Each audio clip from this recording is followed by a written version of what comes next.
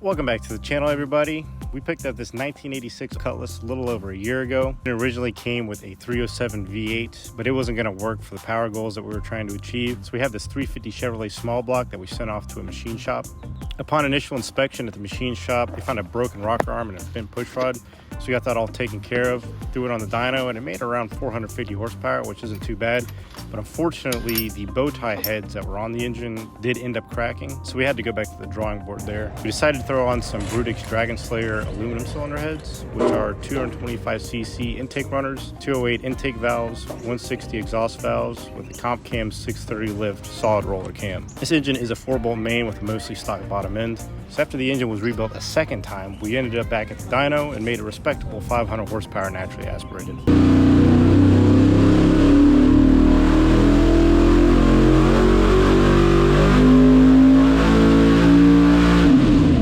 So today we're going to be installing the small block 350 along with the transmission. If you guys haven't seen our previous videos, we'll go ahead and link them. But we've already installed a roll cage, bucket seats, and a quick performance 9-inch rear end with 456 gears and 35 spline axles, as well as some fuel components here and there. So let's go ahead and get started. Hopefully we're going to be able to put this in the car today. I'm not sure if we're going to get it started. What we're going to do first is get this thing on the cherry picker, install the transmission, then we're going to set everything in one shot. Make it a little bit easier on us. When we get it in there, we'll start looking at measuring for a drive shaft. We're gonna go ahead and put on the transmission. So it turns out the torque converter bolts have turned into dust. We're gonna go get some of those later. Perfect. Come on, Nick. All right, now up. Hold right there, hold right there. Too much. See where the dowel pins are? Get the dowel pins in, you'll be good. Oh, no, it got fresh fluid in it. That ain't started yet. Powertrain assembled. And take the hood off. Made it a little bit easier for us to put the engine in there. Let's roll her into place. God, it's hot out here. Start sweating sugar cubes.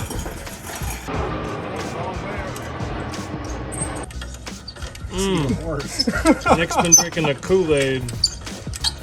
So we're getting her in. Tunneling. Okay. Yeah, put the engine my way. And then paint go up a little bit.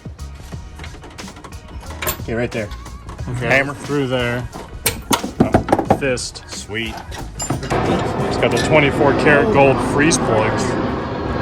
And we got not one, but 2 chimneys. Carbon fiber.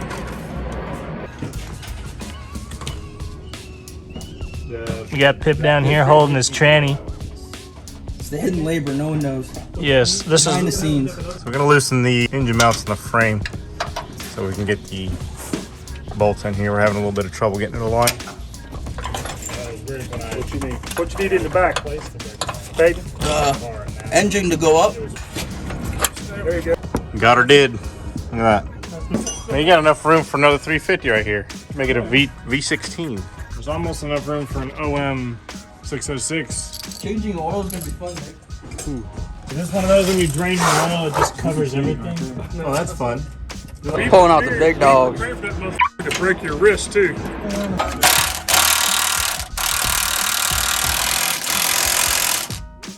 Alright, so we got the engine in. Just gotta make a couple final adjustments to the carburetor. Oh, there.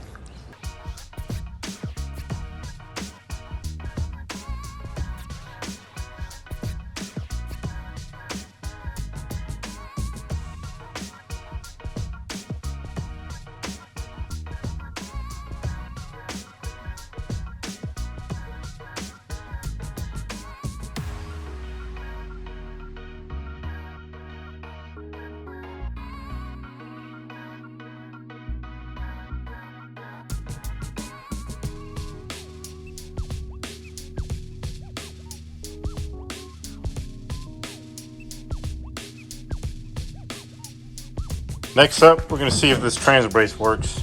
Alright, so our stock trans brace did not work with this setup. So we have a 700R4 trans brace by G-Force in here. Now we are using a turbo 350 transmission, so we're going to have to do a little fab work to get this to mount up to the trans brace here, but we'll make it work.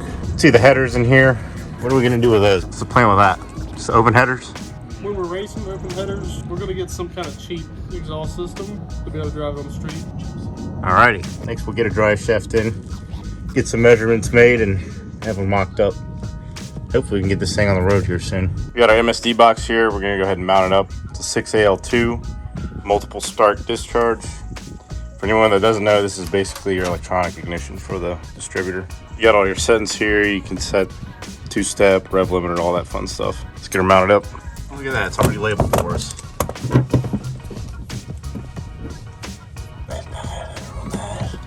So we got our instructional here, nice and printed out. I'm gonna tape this inside the car so we don't lose it and don't get lost. That's right, so we always know. Instructions on the back of something that's mounted against something. That doesn't seem very smart. Yeah, and then we got our grommet here. Get rid of this shit. Oh, that's good. And all this is gonna go up in yonder. We got the tack mounted up, and we got it cocked to where our shift point's going to be right here at the top. That way when we're driving down the drag strip, we don't have to be looking. It's just going to be right there, and once we see it kind of in our periphery, we'll know to go ahead and shift. Which we also have our shifter installed. We got the quarter stick, got park, reverse, neutral, third, second, first, and second, third, neutral, reverse, park. Remember, R is for race mode, so you want to go ahead and throw it in R when you're doing about 100 mile an hour down the track. That's right. But it is good because it's 1, 2, and then you can't go past second, and then there's third. This thing looks pretty old school, man. How long has that been in the shed? My dad used this probably back in the 90s, so. I was about to say that. Pretty sure this is probably white at one point. I'm sure it probably was white at one point. We also went ahead and we got some of our gauges worked up here. We got our oil pressure, water temp, fuel pressure, waiting on a line for the fuel pressure, coolant temp gauge run up through and mounted up into the manifold. And we got our oil pressure line run to the back of the engine. Looks good. Good old mechanical gauge. So that means when this thing breaks and starts spraying oil all over the place, you still have oil pressure, right? And as soon as it stops spraying, that's when you know you gotta let out. Gotta mount this somewhere. Yeah, it's gonna go in front of the gauges. Yeah. It's gonna be pop out. Yeah. It's a trick. If you're like, hey, you got a race car? You're like, nope. And then you pop this thing out. Unfortunately, we're not gonna be able to use this hood. When you close it, you only got about an inch between the plate and here, and that's not enough for the carburetor and the air cleaner. So we're gonna have to get a cowl hood for this thing. Yep.